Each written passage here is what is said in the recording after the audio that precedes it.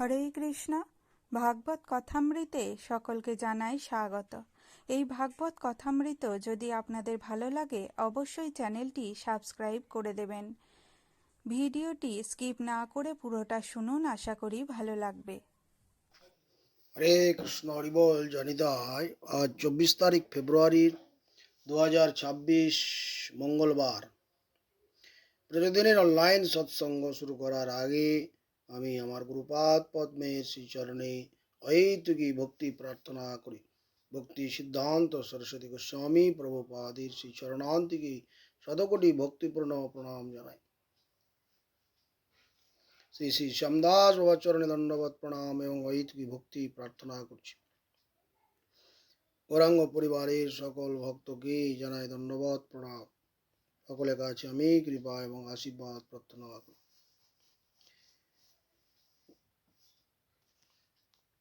যৎ প্রসাদাৎ সুজর ওপি শাস্ত্রাবিধিম সন্তরেৎ সুখম করুণাবারিধিম বন্দে শ্রীগুরুম পরমেশ্বরম।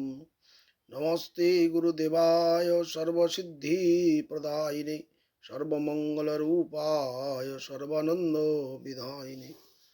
কৃপা সিন্ধু সুসম্পূর্ণ সর্বসত্ত্বকারক নিষ্প্রিয় সর্বত সিদ্ধ সর্ববিদ্যা বিশারদ সর্বসংশয় সংচিত্তা অনুলস গুরুরাহিত।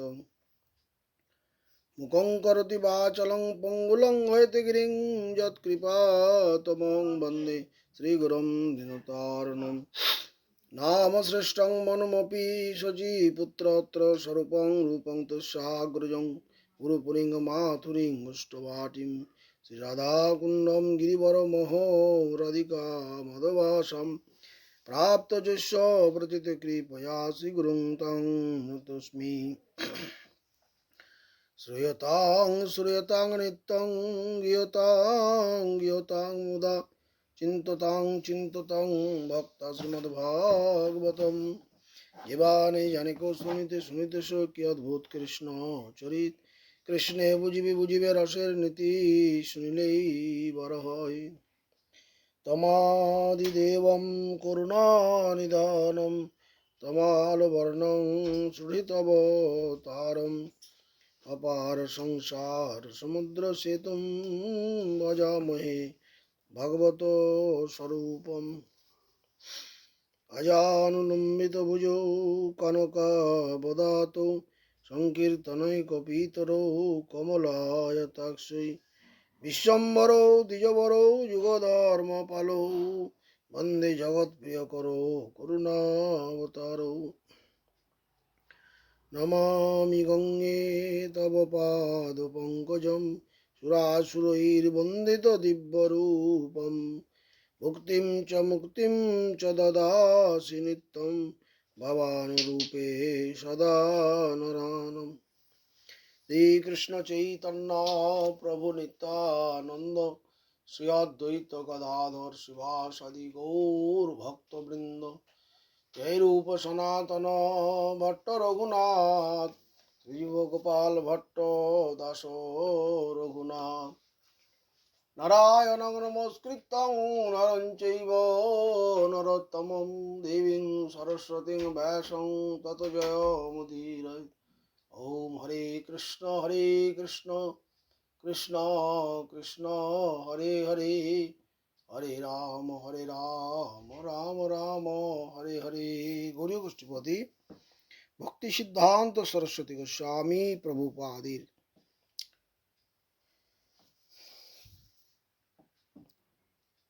আচার্যদেব প্রভুপাদ ভক্তি সিদ্ধ ঠাকুর বলেছেন, নাম কীর্তনের দ্বারা, এই যে নাম কীর্তন, এই নাম কীর্তনের ফলটা কি? এই নাম কীর্তন আমরা যে করি বা করব বা করছি, নাম সংকীর্তন, এর ফলটা কি? আমাদের এই কৃষ্ণ নাম যে গুরু প্রদত্ত, যে যা গুরু আমরা আশ্রয় লাভ করেছি, যে যার কাছ থেকে আমরা দীক্ষা নিয়েছি, হরিনাম গ্রহণ করেছি, খুব ভালো কথা। কিন্তু সেই সঙ্গে আমাদের কৃষ্ণ নাম অনুশীলন আবশ্যক। প্রভুপাদ বলছেন কৃষ্ণ নাম আমরা যদি অনুশীলন না করব, শাস্ত্র অধ্যয়ন যদি না করব, আমাদের ভক্তি বৃদ্ধি হবে না। পূর্ব সংস্কার খুব ভালো যদি থাকে কারো, সেটা তো খুব রেয়ার। প্রিভিয়াস কনসিয়াসনেস লেভেলটা সকলের সমান থাকে না, তার আগে যার সংস্কার যেরকম তার হতে পারে, কিন্তু ম্যাক্সিমাম হয় না। কৃষ্ণ অনুশীলন দরকার হয়। প্রভুপাদ ভক্তি সিদ্ধান্ত সরস্বতী ঠাকুর জগতে এসে যে প্রচার তিনি করেছেন, এই নাম সংকীর্তন প্রচার, যুগধর্ম প্রচার করেছেন, সেই প্রচারের আমরা যদি ভাগীদার হতে চাই, তাহলে আমাদের প্রভুপাদের উপদেশকে ফলো করতে হবে। ভক্তি সিদ্ধান্ত সরস্বতী ঠাকুর প্রভুপাদ উপদেশের মধ্যে কি বলেছেন সেগুলো আমাদের শুনতে হবে। আমাদের কাজ আছে, কর্ম আছে, সব থাকবে, এগুলো মৃত্যুকাল পর্যন্ত থাকবে, মৃত্যুর মুহূর্ত মধ্যে থাকবে, বাস। তারপরে আর কেউ কাউকে মনে রাখবে না। এই জগতের নিয়ম, ভগবানের সৃষ্টি। তাই কৃষ্ণ নাম আমাদের কর্মের মধ্যে, যার মধ্যে আমরা যে অবস্থায় থাকব, সেই অবস্থার মধ্যে থেকে আমাদের কৃষ্ণ নাম সংকীর্তন করতে হবে, তবে আমাদের জন্ম সার্থক। তো প্রভুপাদ এই নাম সংকীর্তনের যে ফল সে সম্বন্ধে কি বলেছেন? বলছেন আমরা শ্রবণ করব।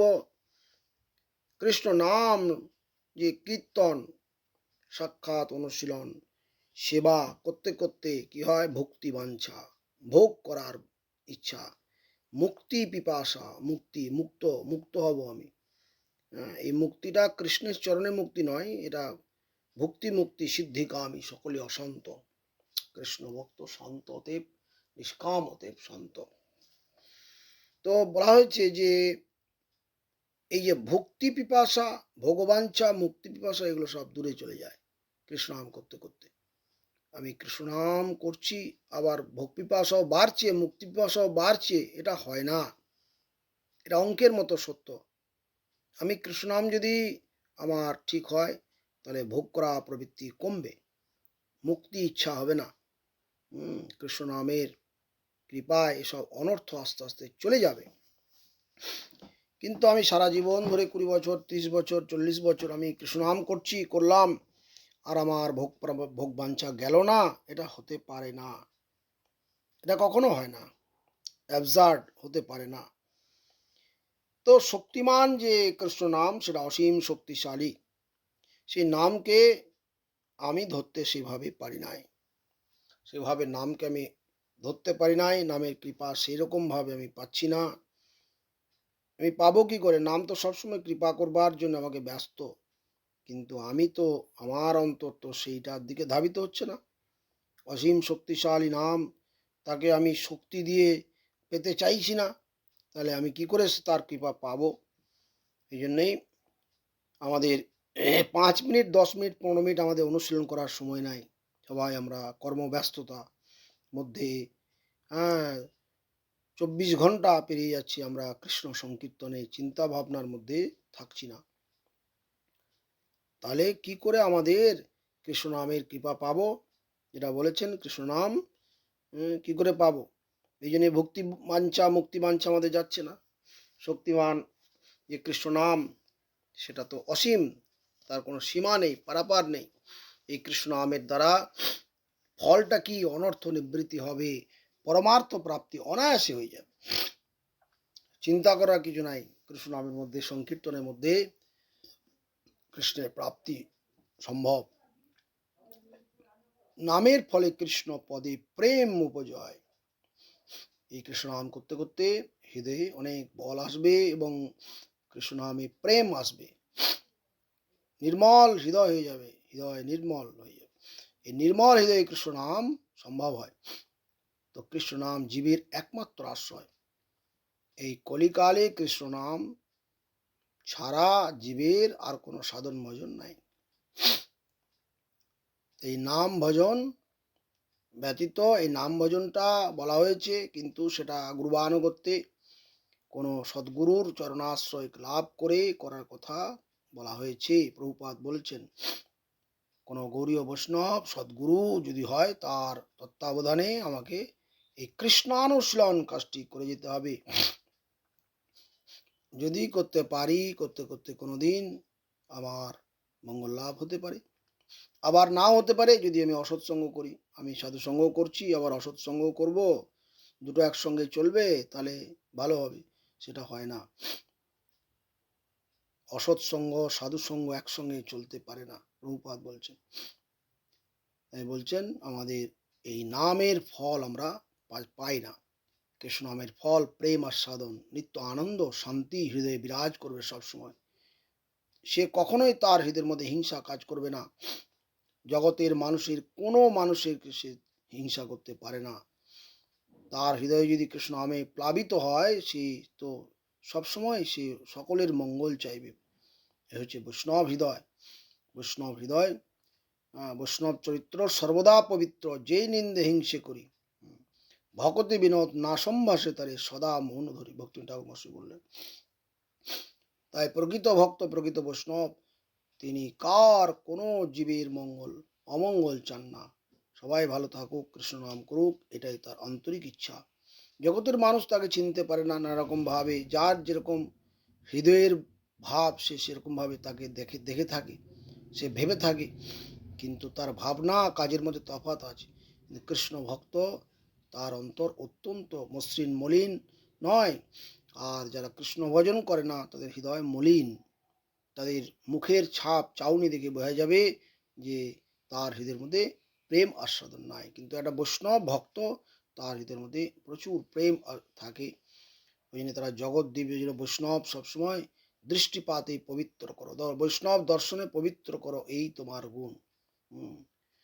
তো বৈষ্ণব দর্শন, প্রকৃত ভক্ত বৈষ্ণব বড় দুর্লভ। এটা জগৎ জীব সবাই বুঝতে পারবে না। যাদের ভাগ্য অত্যন্ত প্রসন্ন তারাই প্রকৃত সাধুগুরু বৈষ্ণবকে চিনতে পারবেন। আগে তো চিনতে হবে, আইডেন্টিফিকেশন করতে হবে সাধুকে প্রকৃত ভক্তকে, তবে না হরিভজন অগ্রগতি। তাই আমাদের হরিভজন অগ্রগতি করতে হলে ভক্ত সঙ্গ একান্ত আবশ্যক। শুদ্ধ ভক্তের সঙ্গের দ্বারা আমার হরিভজন আস্তে আস্তে ধীরে ধীরে উন্নত থেকে উন্নততর হতে পারে। তো কৃষ্ণের কার্য ছাড়া ভক্তের অন্য কোনো কার্য নেই। কৃষ্ণ ভক্তের কার্য কি? ভগবানের সুখবিধান, গুরু বৈষ্ণবের সুখবিধান, এইটাই তার কার্য। তো শুদ্ধ ভক্তগণ ভগবানের সেবার উদ্দেশ্যে সবকিছু করেন, তার নিজের জন্য করেন না। নিজে ভালো থাকবো, ভালো খাবো, এরকম ভাব তার থাকে না, কর্তৃত্ব অভিমান থাকে না। তিনি সবকিছু ভগবানের চরণে অর্পিত করে নিজেকে আনন্দে থাকতে চান। এটাই ভক্তের আন্তরিক ইচ্ছা। প্রভু কাছে নিরন্তর প্রার্থনা করেন যে প্রভু তুমি আমাকে দয়া করে কৃপা করে তোমার যে জ্ঞান, সেই শুদ্ধ ভক্তি সেটা আমাকে প্রদান করো। মঞ্চা কল্পতরুবশ্চ কৃপা সিন্ধুভ্যেব চ পতিতানাং পাবনেভ্যো বৈষ্ণবেভ্যো নমো নমঃ। হরে কৃষ্ণ। এই ভাগবত কথামৃত ভালো লাগলে অবশ্যই কমেন্টে জানাবেন।